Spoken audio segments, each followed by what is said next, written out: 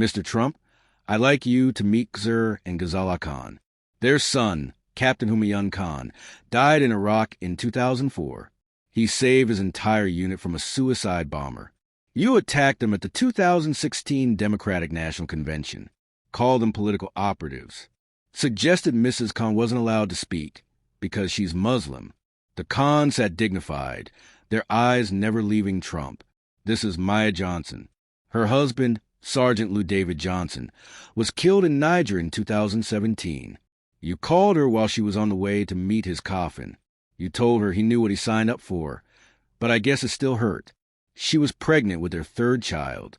You couldn't remember her husband's name. Maya Johnson's jaw was set, tears already threatening at the corners of her eyes. These are Mark and Jennifer Page. Their son, Corporal Dean William Tyler Page, was killed at Abbey Gate in Kabul in 2021. He was 23 years old. You've used his photograph at your rallies dozens of times without their permission. You've never called them, never asked permission, never even learned his name. The Pages looked like they were holding themselves together through sheer force of will. And this is Margaret Sullivan. Her grandfather, Private James Patrick Sullivan, died at the Battle of Belleau in 1918. He's buried at a Marin American cemetery in France. The cemetery you refused to visit in 2018 because it was raining. The cemetery where, according to multiple witnesses, including General Kelly, you said was filled with losers. Margaret Sullivan leaned on her cane, but her back was straight, her gaze unwavering. Crockett looked at Trump, who stood frozen at the witness table, his lawyers whispering urgently in his ear. These are for the families you say use their dead for attention. These are for the families you've disrespected, attacked, and dishonored. And today, they're here to ask you some questions. Trump's voice was strangled. This is I have great respect for all of these people. I'm sure they're wonderful. Then you'll have no problem answering their questions. This isn't how hearings work. This is a kangaroo court. Senator Richards, looking uncomfortable but resigned, leaned into his microphone. Mr. Trump, you made public statements about Gold Star families. These families have relevant testimony about your treatment of them. I'm going to allow it. Trump looked at the door, clearly calculating whether he could just leave. Crockett saw it. You can leave if you want, but everyone will see you run from Gold Star families. The cameras are rolling. The choice is yours. Trump sat down heavily. His face was mottled red and white, his hands gripping the edge of the table. Crockett sat as well, folding her hands calmly in front of her. Before we hear from these families, let me establish something. Because this isn't about one comment. This is about a pattern. A decade-long pattern of disrespecting military service, military sacrifice, and military families. She clicked her remote. A timeline appeared on the screen. Let's review. Crockett remained standing, her voice taking on the rhythm of someone building an undeniable case. Before we hear from these families, let me establish something, because this isn't about one comment today.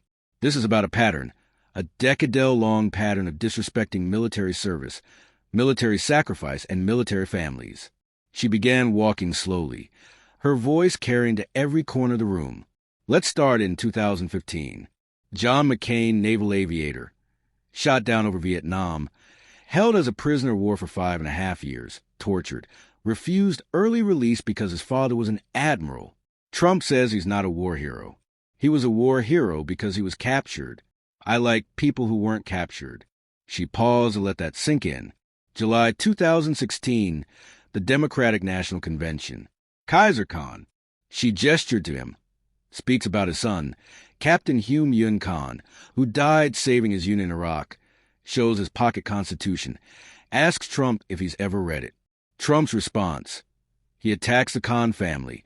Suggests Mrs. Khan wasn't allowed to speak because she's Muslim. Says he's been viciously attacked by them. Never mentions Captain Khan's sacrifice. October 2017. 4 U.S. soldiers killed in Niger, including Sergeant Leavitt Johnson. Congresswoman Frederica Wilson says Trump told the widow he knew what he signed up for. Trump calls her a liar. General Kelly confirms the account. Trump still denies it. Mia Johnson, she gestured, has to grieve publicly while the President of the United States calls her a liar. November 2018. Trump is in France for the centennial of World War I's end. He's supposed to visit Ahorn American Cemetery, where 1,800 Americans are buried. It's raining. He cancels. Later, multiple witnesses, including General John Kelly, testified that Trump said, "Why should I go to that cemetery? It's filled with losers." And in a separate conversation, "I don't get it. What was in it for them?" Her voice hardened. He called dead Marines losers. He said he didn't understand why anyone would serve. What was in it for them? May 2020, Memorial Day. Trump visits Arlington National Cemetery for a wreath-laying ceremony.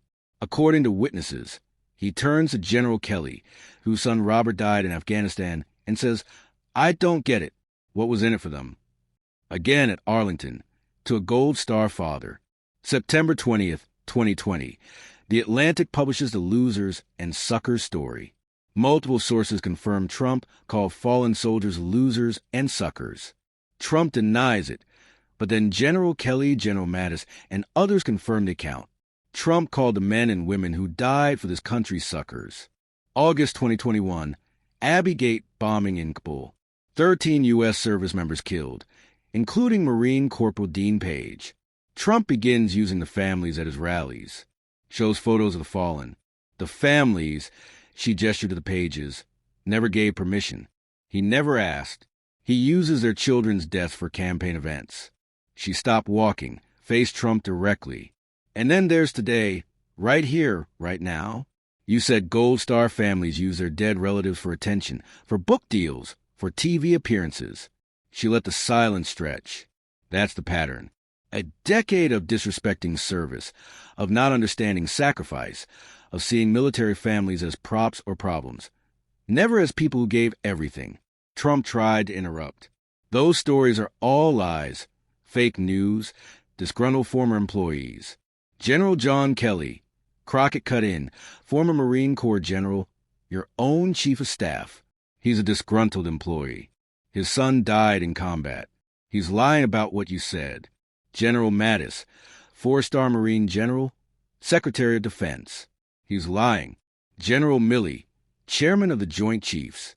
He's lying. Congresswoman Frederica Wilson. She was in the car with me, Asia Johnson, when you called. She's lying. All of them. Every single witness. Every military leader who worked with you, they're all lying. She turned to the 4 families. Or maybe, just maybe, you don't respect military service. You don't understand sacrifice, and you see Gold Star families as annoyances instead of heroes. She sat down. Kaiser Khan stood slowly. He was in his 70s. A dignified man with graying hair and careful movements. He carried a small worn book, the Pocket Constitution he became famous for at the 2016 DNC. He walked to the microphone that had been set up for witnesses and stood there for a moment looking at Trump. Then he spoke, his accented English precise and measured. You called your personal efforts to avoid STDs in the 1980s my personal Vietnam. So when a veteran gave you his as a gift, you said this was much easier than actually earning one. You said you know more about ISIS than the generals who spent their lives studying warfare. You called generals a bunch of dopes and babies when they disagreed with you. You attacked Admiral McCraven, who led the operation that killed Osama bin Laden, because he criticized you. You sided with Vladimir Putin over American intelligence agencies in Helsinki. You revealed classified information to Russian officials in the Oval Office. You disclosed the location of SEAL Team 5 on Twitter, potentially endangering them. You pardoned war criminals against the advice of military leadership. You used military construction funds meant for base housing to build your border wall, leaving military families living in housing with mold, lead paint, and vermin. Each item landed like a blow. The accumulated weight of disrespect, of casual contempt for military service, stacked up until it was crushing. Crockett stopped, let all sit there, then quietly. You love photo ops. You love hugging flags. You love the aesthetics of military support. You love when military members make you look strong and powerful. She gestured to the 4 families sitting in the front row. But the actual people, the veterans who need help, the families who grieve, the soldiers who die, you have nothing but contempt for them. She looked at Trump, You see them as losers and suckers, as props for your political ambitions, as useful when they make you look good, disposable when they don't. Trump's lawyers were frantically writing notes, passing them to him. He shoved them away. Crockett sat down. Now, let's hear from the families you've disrespected. Let's hear from the people you say use their dead for attention. Let's see if they're the political operatives you claim. She nodded to Kaiser Khan. Mr. Khan, the floor is yours. Kaiser Khan stood slowly. He was in his 70s now, a small man with gray hair and dark eyes that had seen too much grief. In his hands, he held a worn blue book. He walked to the microphone set up in front of the gallery. For a long moment, he just stood there looking at Trump. Then he spoke, his accent slight, but his words perfectly clear. My name is Kaiser Khan. This is my wife, Yazala. Our son, Captain Humayun, died on June 8, 2004 in Bakuba, Iraq. He was 27 years old. His voice caught slightly on 27, but he pressed on. Humayun was born in the United Arab Emirates. We came to America when he was 2 years old. We came legally. We applied. We waited. We followed every rule. We became citizens because America meant something to us. It meant freedom. It meant opportunity. It meant the rule of law. He looked at the book in his hands. Humayun loved America. He went to the University of Virginia. He studied hard. He joined the Army ROC. After graduation, he became an officer, a captain. He believed in service. He believed in protecting others. Khan pulled out a photograph, held it up so the cameras could see. A young man in dress uniform, dark hair, bright eyes, an open, honest face. This is my son, 27 years old in this picture. Already a captain, already a leader. He set the photo on the podium gently as if it were made of glass. June 8, 2004. Humayun was inspecting a guard post at his forward operating base in Bakuba. It was morning, hot. The sun was just coming up. Khan's voice was steady now, like he'd told the story so many times. It had become a prayer. A taxi approached the base too fast. Humayun saw it. He knew something was wrong. There were 10 soldiers at that guard post. 10 men under his command. He paused. Humayun told his men to get back. He told them to take cover, and he went forward. Alone, he went toward the taxi. He raised his hand to stop it. He put himself between the threat and his men. The room was absolutely silent. The taxi was a bomb, a suicide bomber. When Humayun got close, it exploded. Khan's voice finally broke. My son died instantly, but the 10 soldiers at that post lived. All 10, because Humayun gave himself to save them. He wiped his eyes with the back of his hand. He was 27 years old. He had his whole life ahead of him. He was engaged to be married. He wanted children. He wanted to come home and work with immigrant communities, helping people like us become citizens. Khan looked up at Trump. He died for this country, for the Constitution, for the principles America stands for. He was Muslim. He was American. He was a hero. He picked up the blue book he'd been holding. In 2016 at the Democratic National Convention, I spoke about my son. I spoke about service, about sacrifice, about the Constitution. He held up the book. The camera zoomed in. The Constitution of the United States. I held up this Constitution. The Constitution my son died defending, and I asked you a question. I asked if you had even read it. I offered to lend you my copy. His voice hardened. Your response was to attack me. Attack my wife for days on Twitter, on television, at your rallies. He pulled out printed pages, screenshots of tweets, news articles. You said I was a Muslim Brotherhood agent. You said my wife wasn't allowed to speak because of her religion. You suggested we were controlled by Hillary Clinton. You said we were using our son's death for political purposes. Khan's hands were shaking now. Whether from age or anger was impossible to tell. You attacked a Gold Star father. You attacked a grieving mother. Because we dared to question you. Because we dared to suggest that you didn't understand the Constitution my son died for. He spread the printouts on the podium. These are death threats, emails, letters from your supporters, calling us terrorists, saying we should go back to Pakistan. We're not from Pakistan. saying Humayun got what he deserved, saying, "We deserve to lose our son because we're Muslim." His voice rose. "Hundreds of them after you attacked us. Your words gave permission. Your contempt gave permission. And we received death threats because our son died saving American soldiers." Khan looked directly into Trump's eyes. "My son died for the Constitution. He died defending this country. He died saving his men. And you tried to terminate that Constitution. You attacked our family for being Muslim. You suggested we were traitors." He held up the Constitution again. "Have you read this? Do you understand what it says about freedom of religion, about equal protection under law, about sacrifice for something greater than yourself?" His voice broke completely. "Now my son gave everything for this country, for these principles, for the Constitution you try to destroy, and you called people who die in combat losers and suckers." He set the Constitution down gently like it was sacred.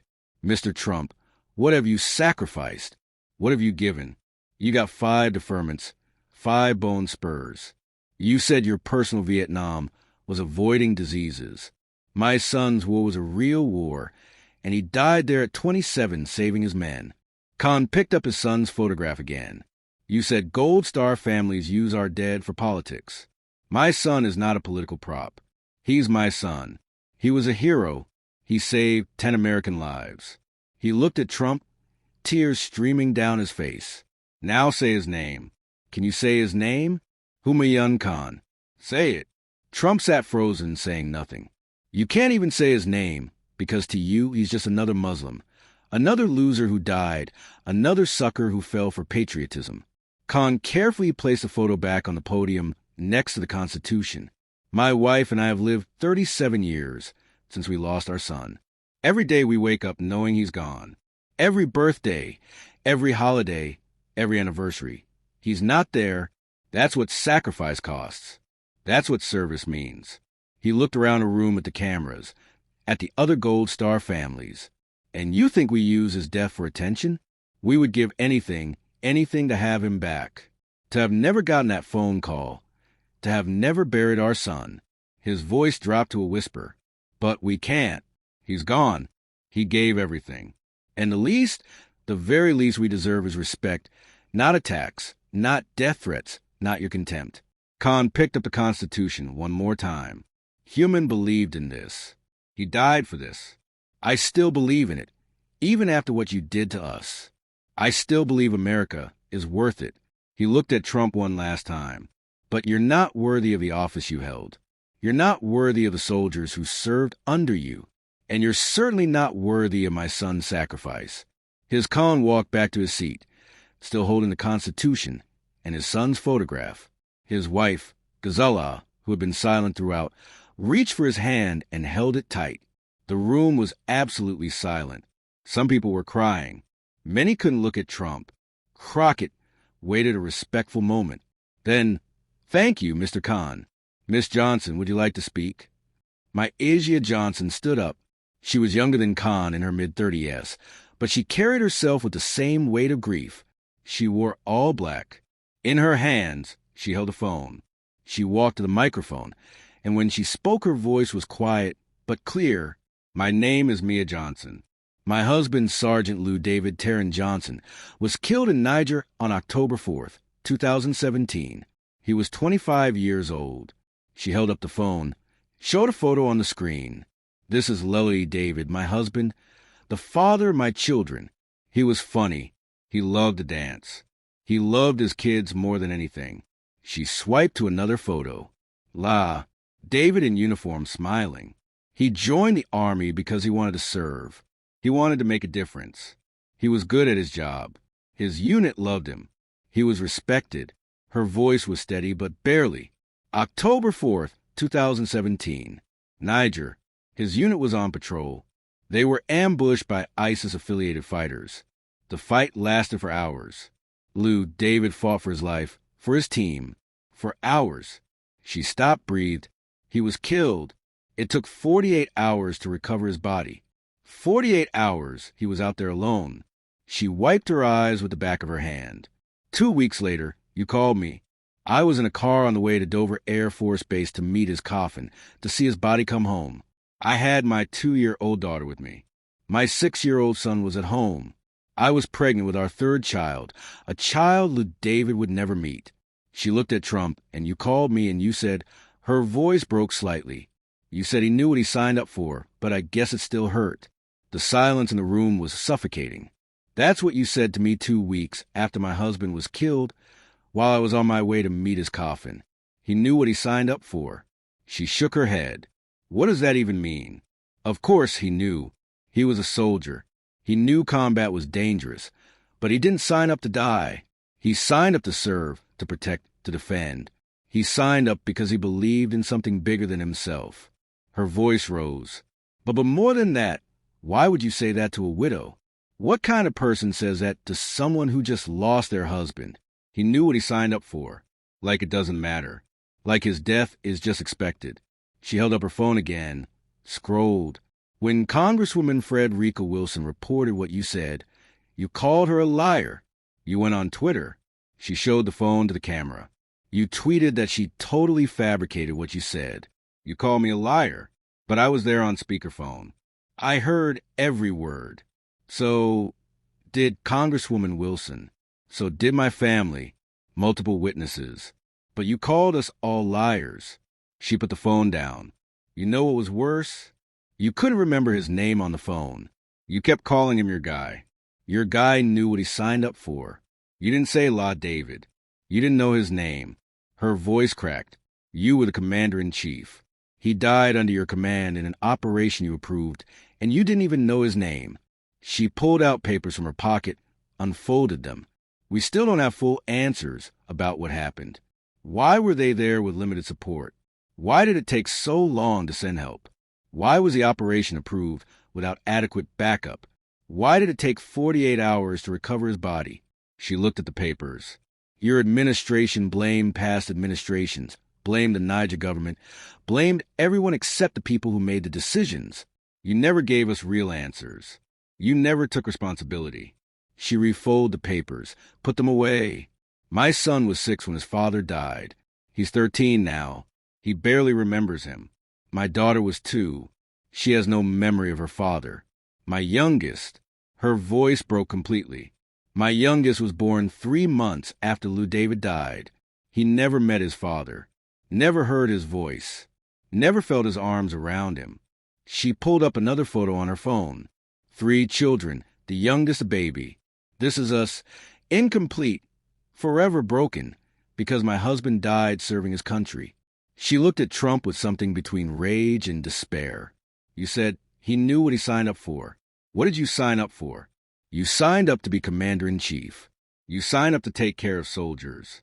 You signed up to remember their names when they die. Tears were streaming down her face. Now, did you know what you signed up for? Because from where I'm standing, you failed. You approved an operation that got my husband killed. You couldn't remember his name when you called his widow. You said something cold and cruel when I was at my worst point. Then you called me a liar when I told the truth about it. She held up the phone one more time, showing Lou David's smiling face. His name is Lou David Taryn Johnson. Say it, Lou David Johnson. Can you say it now, or do you still not know his name? Trump sat motionless, staring at the table. You still don't know it even now after I've said it multiple times. You still don't know my husband's name. She looked at the phone at Lou David's face. I'll say it again for the record, for everyone listening, for my children who will see this someday. Her voice was strong now, fierce. David Taryn Johnson, Sergeant, United States Army, born November 27, 1991. Died October 4th, 2017. Husband, father, son, brother, soldier, hero. She kissed the phone screen where his face was. He deserved better than you. Maya Johnson walked back to her seat. She sat down, still holding the phone with her husband's picture, and wept. No one spoke. The weight of her grief, her rage, her loss. It filled the room like smoke. Crockett waited, then gently, Mr. and Mrs. Page, would you like to speak? Mark and Jennifer Page stood together, holding hands. They were in their late 40s, wearing matching pins on their lapels, Marine Corps emblems. They walked to the microphone as one unit, as if neither could do this without the other. Mark spoke first, his voice rough with suppressed emotion. "I'm Mark Page. This is my wife, Jennifer. Our son, Corporal Dan William Tyler Page, was killed at Abbey Gate in Kabul, Afghanistan on August 26, 2021. He was 23 years old." Jennifer continued, her voice steadier. "We called him Day from the time he was little. Day, he was our only child." Mark held up a photograph. A young man in Marine dress blues. Buzz-cut bright eyes, wide smile. "This is Day. He wanted to be a Marine from the time he was 12 years old. He had posters on his wall. He worked out every day. He studied. He prepared. Being a Marine wasn't something that happened to him. It was something he chose, something he worked for." Jennifer took over. "He enlisted right out of high school. Boot camp at Paris Island. He loved it.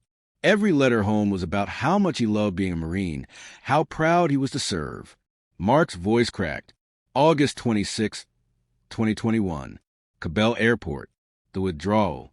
Day was assigned to help with evacuation. Refugees were trying to leave before the Taliban took over. Women, children, families, desperate people trying to escape. Jennifer closed her eyes. Day was at Abbey Gate helping people, processing refugees, doing his job.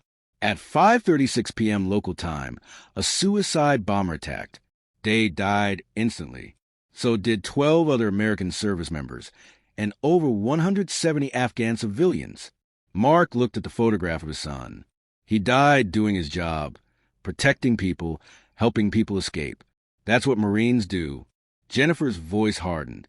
After Day died, you started using his photo at your rallies and your campaign ads, on your social media. His face everywhere. She pulled out her own phone, started scrolling through screenshots. Here and here and here. Rally in Ohio. Campaign ad in Pennsylvania. Truth Social post attacking Biden. Does photo.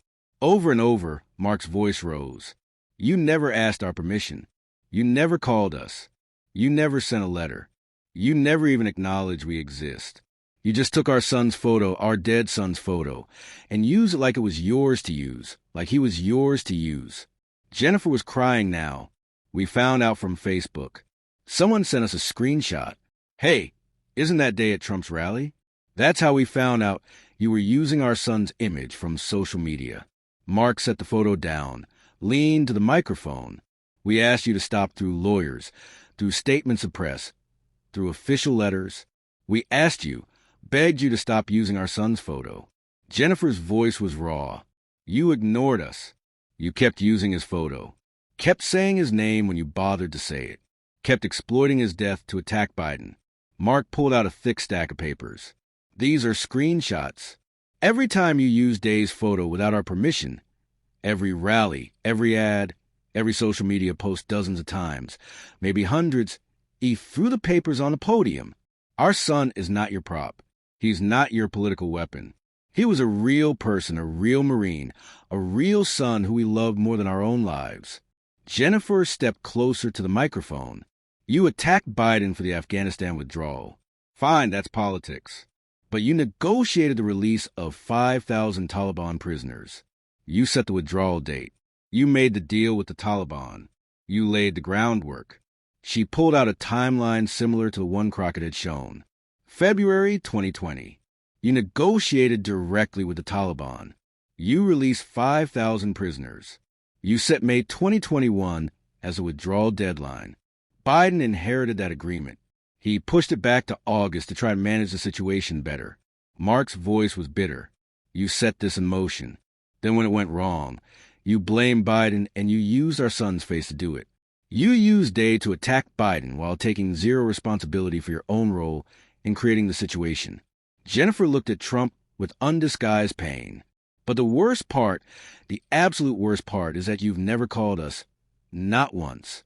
You've used Day's photo hundreds of times. You've said his name at rallies. You fundraised off his death." Her voice broke. "But you've never called his parents, never sent a letter, never acknowledged that we exist." Mark continued. "President Biden called us the day his body came home to do. He met us there. He spent time with us. He cried with us. He held Jennifer while she sobbed. He knew our son's name. He asked about him. He wanted to know who Day was as a person, not just as a casualty statistic. Jennifer was openly weeping. Now, Biden knew his name. Biden knew he loved hiking. Biden knew he wanted to be a teacher after the Marines. Biden knew he had a girlfriend he planned to marry. Biden knew our son. Mark's voice was thick with emotion. You nothing. You just took his photo and used it like he was a stock image. Like we didn't exist. Like our grief didn't matter. Jennifer looked directly at Trump. You said Gold Star families use our dead for politics. You're the one using our dead son for politics. You've been doing it for 3 years without permission, without acknowledgement, without even knowing who he was. Mark leaned forward. Did you even know his name before today? Before we came here and said it. Did you know anything about him other than he died at Abbey Gate, and his photo was useful for attacking Biden? Trump said nothing. His face a mask of barely controlled rage, and something that might have been shame. You didn't. Mark's voice was flat. You don't. To you, Day is just a photo, a useful image, a prop for your campaign. Jennifer picked up the photograph of Day. He was our son, our only child. He had dreams. He wanted to teach history. He loved the mountains.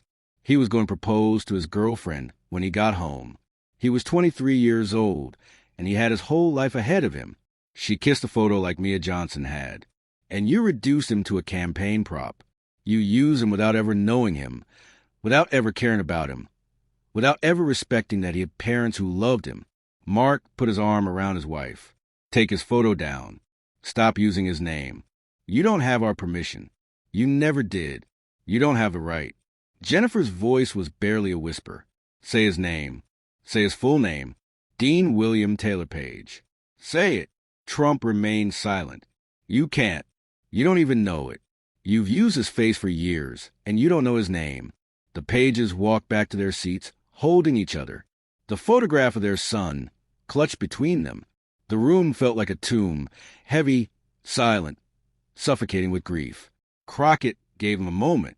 Then, Ms. Sullivan, would you like to speak? Margaret Sullivan rose slowly, using her cane for support. She was in her 70s, silver-haired, elegant despite her age.